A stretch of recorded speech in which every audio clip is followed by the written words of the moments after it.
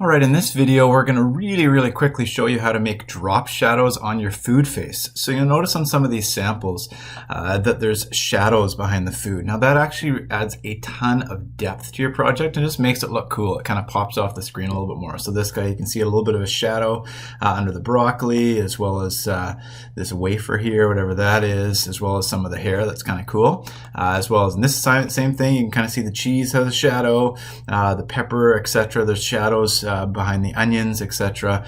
Just looks kind of cool. And they're more subtle on this one, but they look really good. So to implement drop shadows in Photoshop's really easy to do. You just have to know where to find it. So here's a face of mine. There's no shadows at the moment, and this is very incomplete. It doesn't look very good. It doesn't quite have the personality of some of the other ones, but there's no shadows on the plate. So let's just pick an item. Let's say the strawberry, for example. To add shadows, what you do is you select the layer and you go into FX right here. So at the bottom of Photoshop, there's something called FX. You'll see an option there is drop shadow, which you can select, that's no problem. Or you can go to the blending options. It won't matter either way. If you just open drop shadow,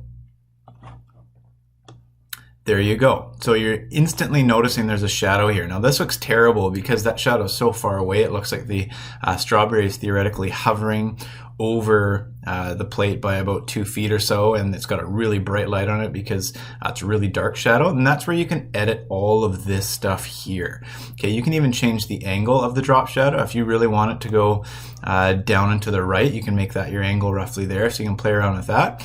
You can edit the blend mode. All of these things, if it's not looking like mine, you can edit. So I'm going to lower the distance. That's this right here, make it closer, as well as lower the opacity.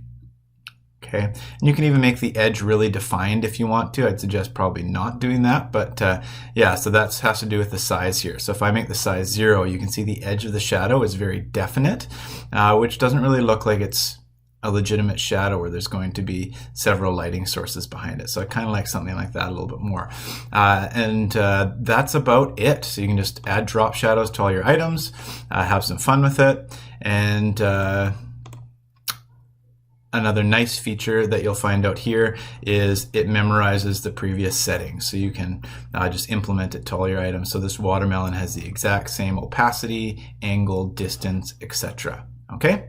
And that is it for adding drop shadows to your assignment. Again, don't forget to name your layers as well before handing it in.